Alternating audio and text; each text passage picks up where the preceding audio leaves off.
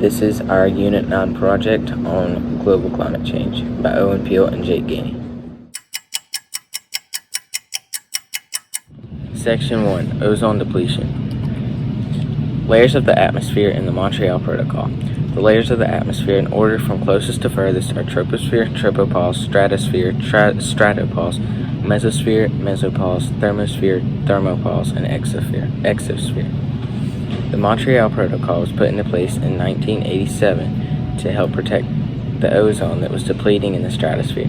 It helped rid ODS products, ozone-depleting substances, and has been proven successful. This was the only global agreement that all United Nations agreed to adapt. Ground level ozone versus stratospheric ozone. Ground level ozone is a harmful gas that does not occur naturally and is the main component of smog. Stratospheric ozone is a naturally occurring gas that helps form a shield around the Earth's atmosphere, blocking out harmful ultraviolet radiation from the sun. When comparing, ground level ozone is bad because it is not naturally occurring and can cause smog.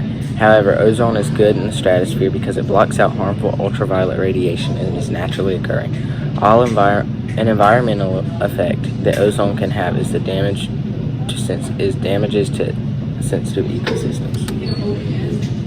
Solutions to ground level ozone. Vapor recovery nozzles on gas pumps to prevent fossil fuel emissions. Finding cleaner ways to burn gasoline. Very stern nitrogen oxide emission limits for power plants and combustion sites. More advanced vehicle inspection programs. Strict rules and regulations on solvent usage in factories. Choose to use public transportation, bike, or walk when able to. Purchase non-toxic cleaning products that won't harm the environment. Use less energy. Solutions to the hole in the ozone layer. The hole in the ozone layer is located above Antarctica. In September, the hole begins to grow, only to shrink back down in later months. The ozone hole is located above Antarctica because of the extremely low winter temperatures cause the polar stratospheric clouds to form, allowing the chemicals chlorine and bromine to create a hole above Antarctica.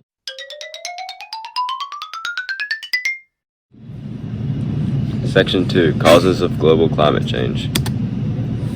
What are greenhouse gases, where do they come from, and what percentages are there of the different gases, and what is the greenhouse effect? Greenhouse gases are gases that trap heat and make the planet warmer. Most of all greenhouse gases come from human activities like burning fossil fuels for electricity and energy. Agriculture makes up 11% of the fossil fuel use. Commercial residential is 13%, industry is 24%, electricity is 25%, transportation is 27%. The greenhouse effect is when the greenhouse gases trap heat closest to Earth's surface. These GHGs, or greenhouse gases, act as a blanket over the Earth and it keeps us warmer than usual. These gases include carbon dioxide, methane, nitrous oxide, and water vapor. Some EPA regulated air pollutants. They've regulated 6 pollutants which they call criteria pollutants. These are ground level ozone, particulate matter, lead, carbon dioxide, sulfur dioxide, and nitrogen dioxide. And these can all be dangerous to human and terrestrial and aquatic life. And then El Nino and La Nina. During El Nino, trade winds weaken and warm water is pushed eastward towards the west coast of America. This happens in the Pacific Ocean. It severely affects our weather as warmer water causes the jet stream to go south of its usual position, making the northern United States and Canada drier and warmer than usual, and the southern and Gulf Coast of the United States are wetter than usual, which causes more floods.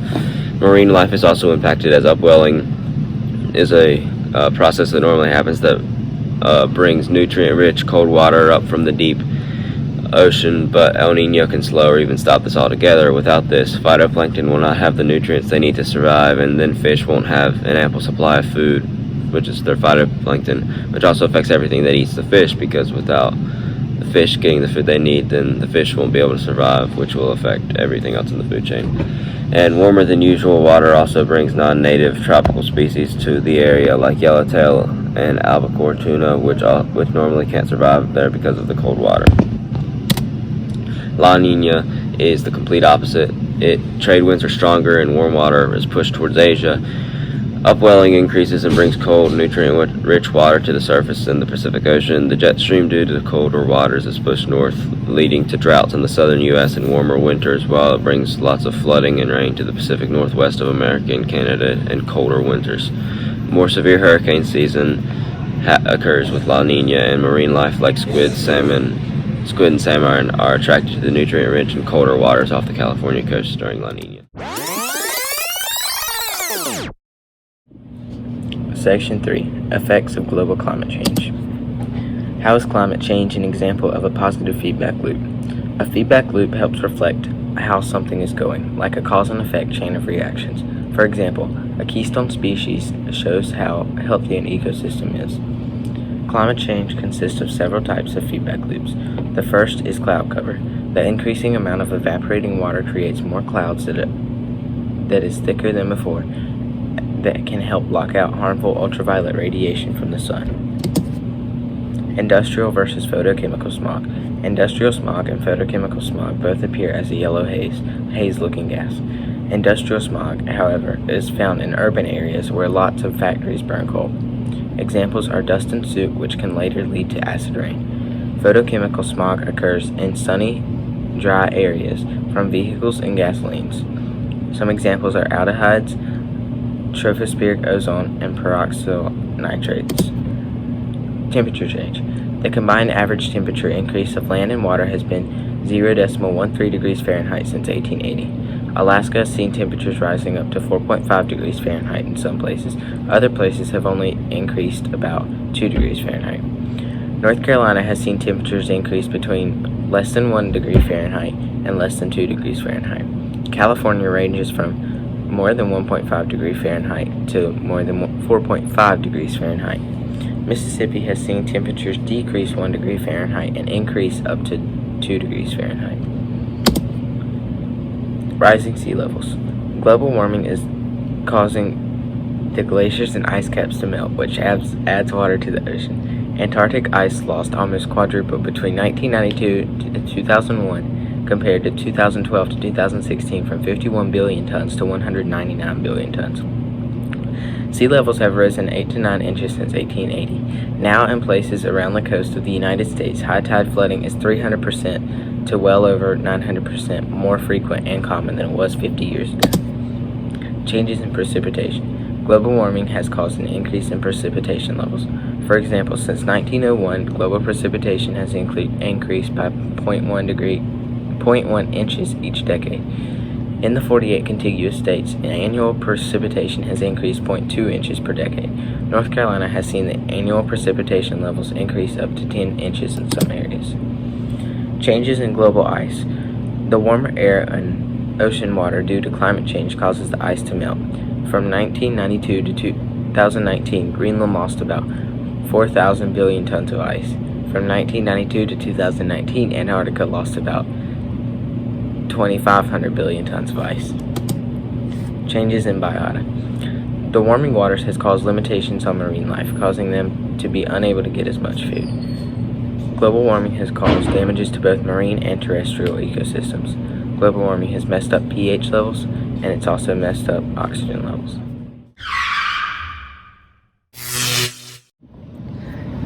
Section 4. Solutions to climate change. The Kyoto Protocol. It is an international agreement among developed and industrialized countries to reduce their overall greenhouse gas emissions, especially carbon dioxide. It was agreed on at the United Nations Framework Convention on Climate Change. The protocol was adopted in Kyoto, Japan on December 11, 1997, which is why it's called the Kyoto Protocol, and became a real federal law on February 16, 2005. The debate over the protocol was not considerate on how much developed countries rely on these emissions for their energy and how it would affect the booming economies. There was debate over why developing countries got to continue to release and use the greenhouse gases and fossil fuels for energy, like the People's Republic of China. They weren't required to abide by the protocols, and the USA also did not sign up, which was a big debate and heated topic. Carbon offsets are when one company or group sells emissions reducing supplies or methods to other companies to compensate for or make up for the emissions of other companies. So an example is, so if Tom gave Bill's textile company wind turbines to generate their electricity because Steve's factory down the road was producing so many emissions, that Tom didn't want Bill to contribute any more to the greenhouse gas emissions by using fossil fuels.